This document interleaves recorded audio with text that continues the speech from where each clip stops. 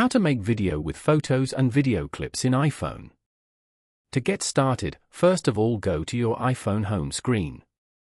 Here, swipe down on your screen from the middle to open the search bar as shown. In the search bar, type in the name of the app you're looking for on your phone. For example, CapCut. From the results, tap on the app to open it. Once you're here, tap on New Project. You can view all your videos and photos over here. Select the photos and videos you want to use from here and then tap on Add at the bottom right corner. You can now edit the video using the edit options below. Once you're done editing, go to the top right corner and tap on Export. Wait for it to export and then tap on Done. Now, go back and open up the Photos app. As you can see, you will now find the video clip you just created over here.